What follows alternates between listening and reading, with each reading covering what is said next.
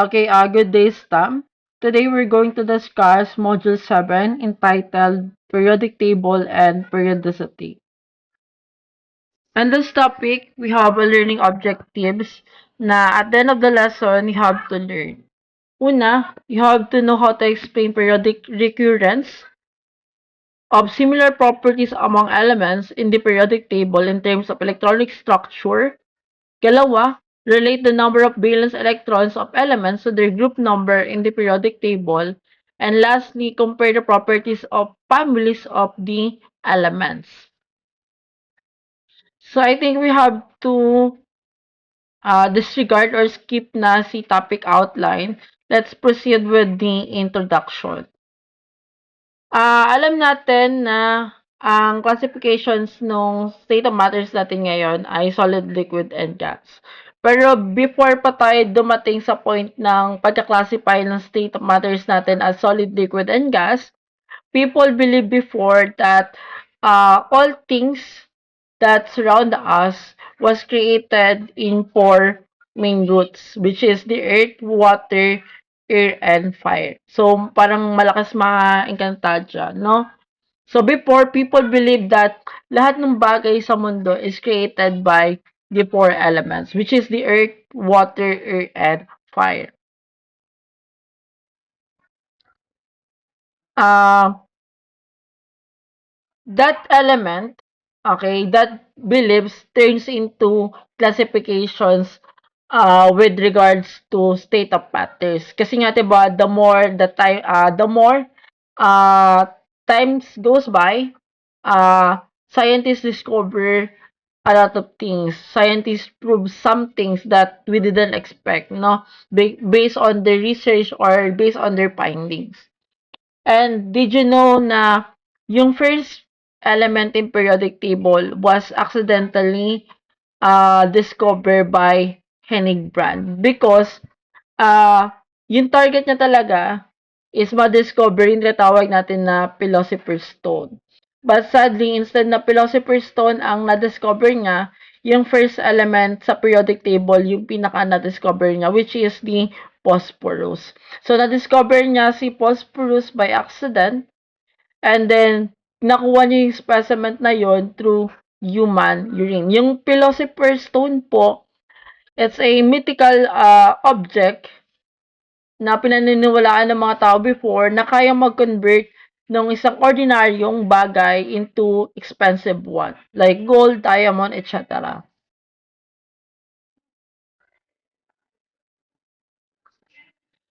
So, the periodic table, the development of periodic table, uh, before, again, nag-start tayo na yung mga tao before Christ era is naniniwala sila na lahat ng bagay sa mundo is created by four main roots, which is the earth, water, air, and fire.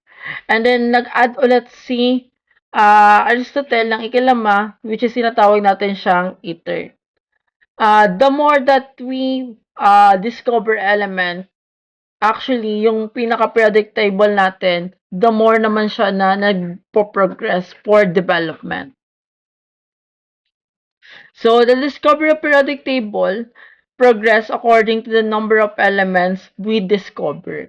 So, as of the moment, napakarami na nung elements sa periodic table, pero kung ma-observe natin, hindi pa siya yung pinaka-actual layout ng periodic table. Kasi possible na pwedeng may mabago, kasi may madadagdag na element, kasi nga, still in the process of discovering pa rin tayo. So, in 1829,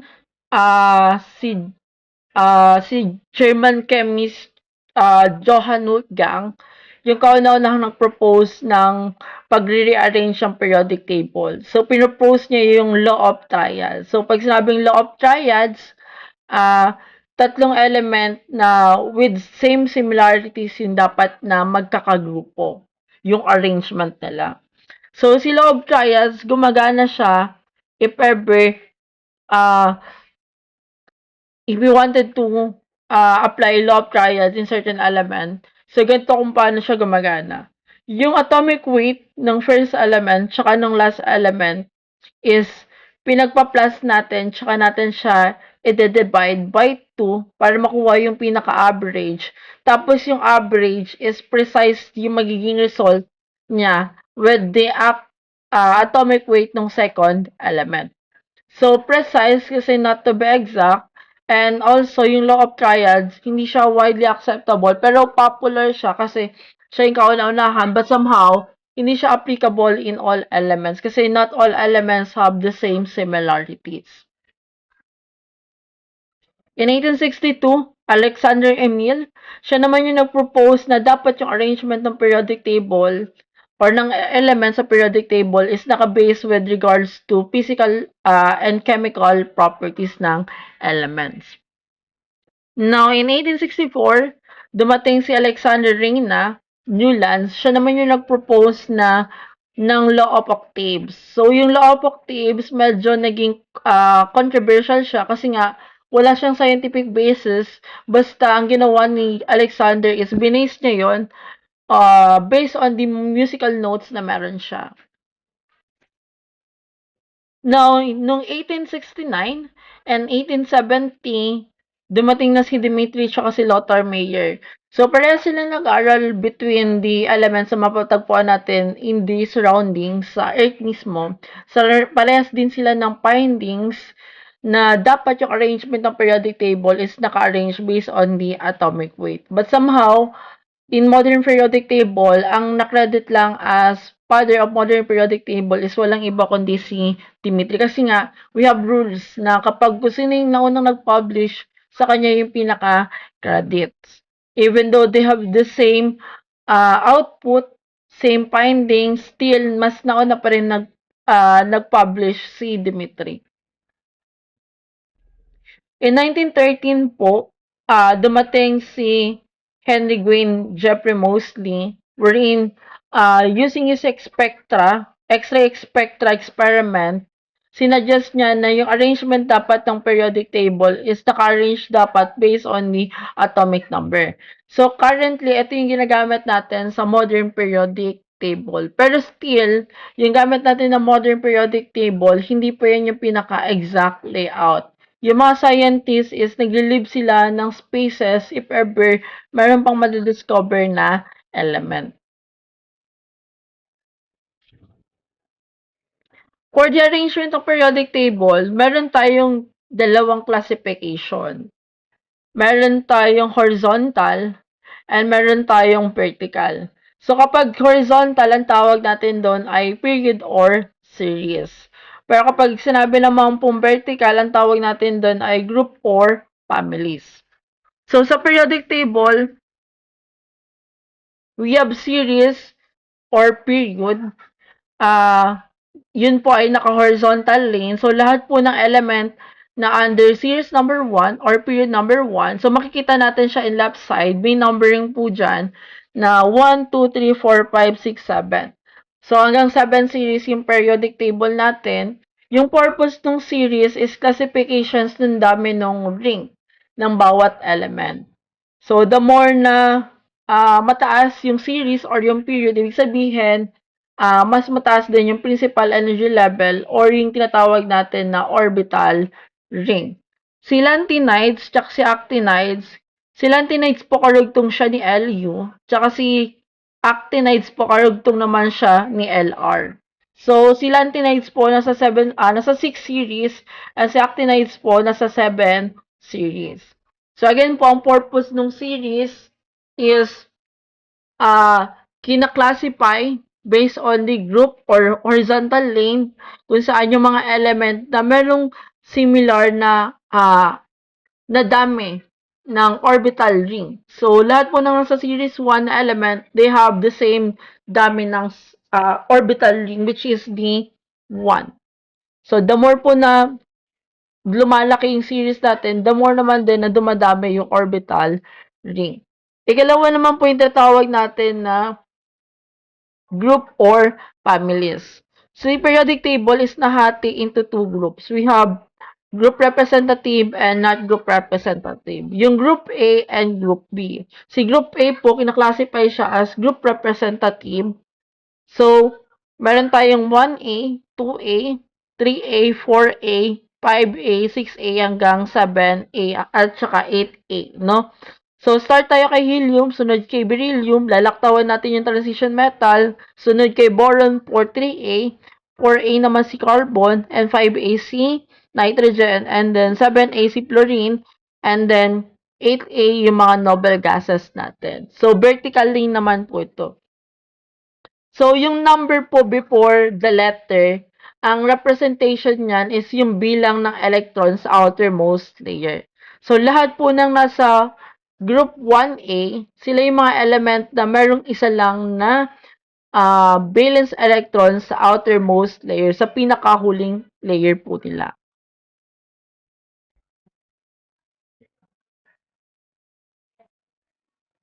So, meron tayong tinatawag na atomic radius. So, pag sinabi pong atomic radius, tumutukoy ito sa atomic size ng pinaka-atoms natin. So, the more na mas marami yung pinaka-ring, hindi ibig sabihin nun, mas malaki yung pinaka-structure ng atom natin. So, sa pagsukat po ng atomic radius or atomic size, so nag-start tayo sa nucleus hanggang sa pinaka-last orbital length. Kung paano natin kinukuha yung radius ng circle, ganun din natin kinukuha yung size ng pinaka-atomic radius.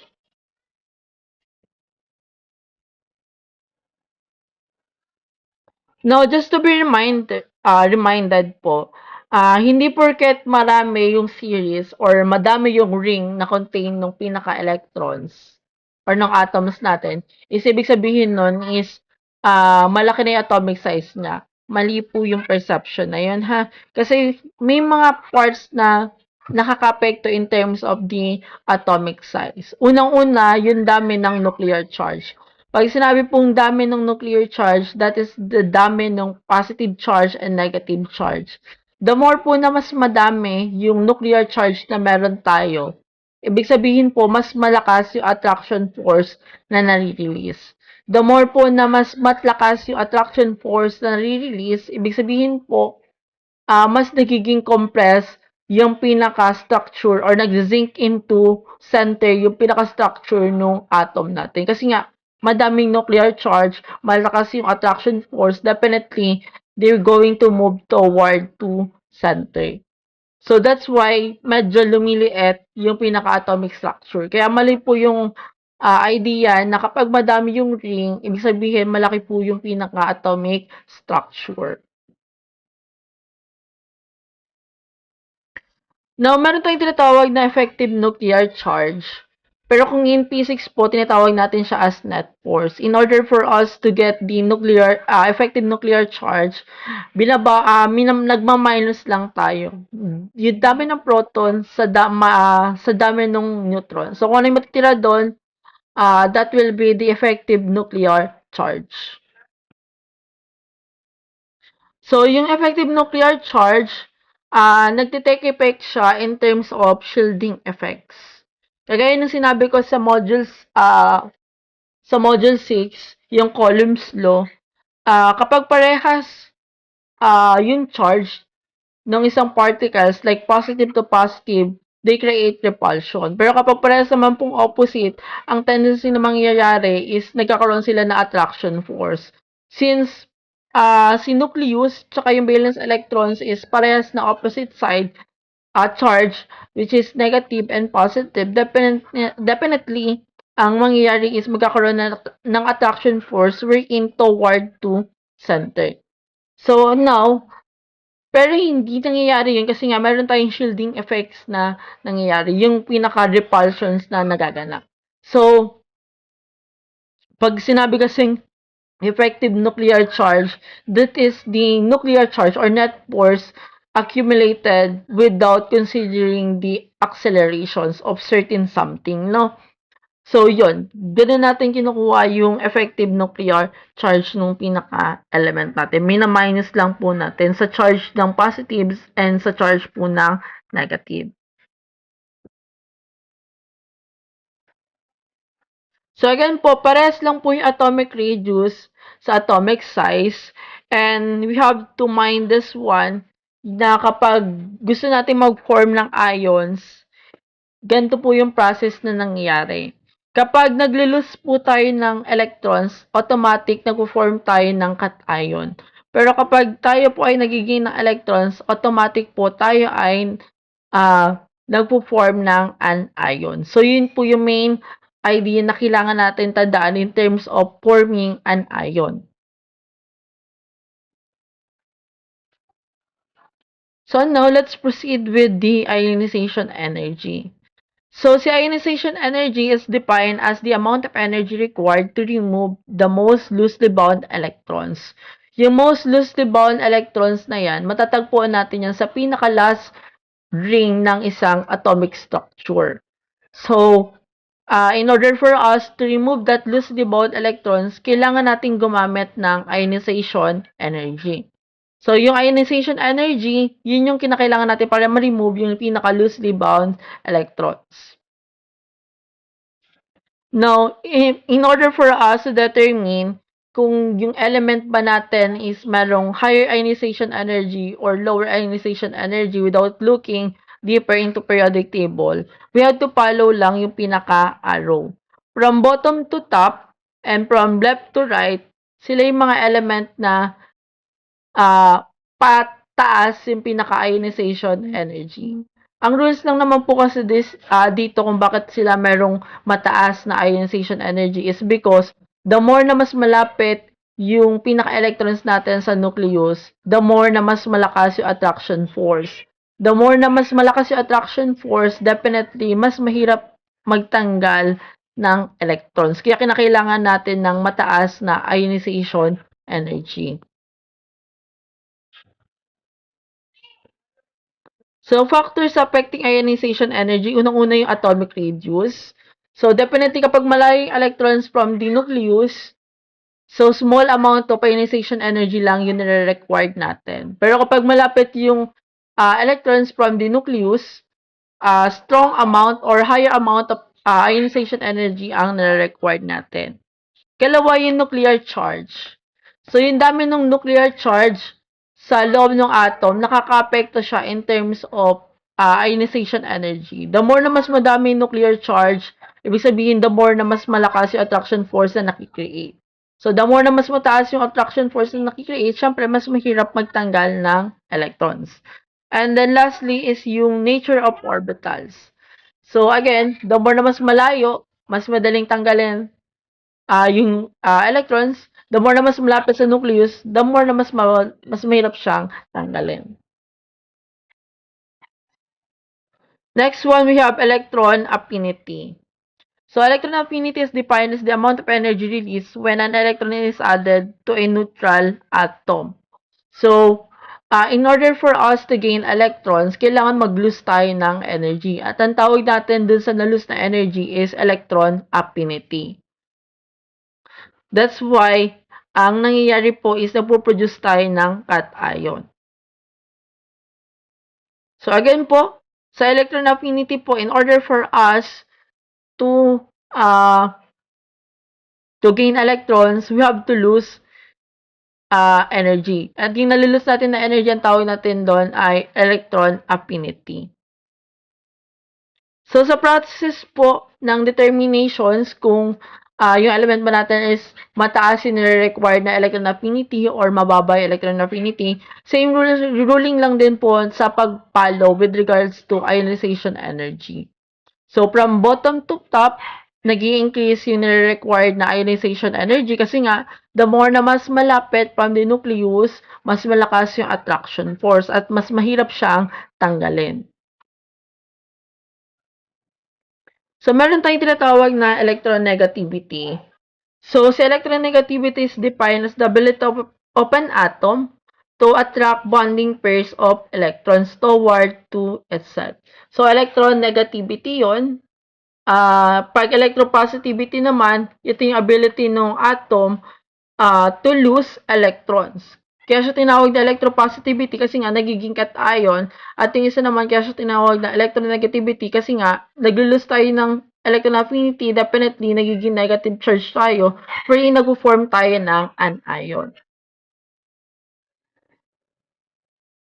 So, for the metallic property of open metal depends on how fast an atom loses its valence electrons. Siyempre, magre-rely pa rin tayo in terms of electron affinity tsaka in terms of ionization energy. Kasi the more na mas malapit yung pinaka-electrons from the nucleus, mas mahirap siyang tanggalin.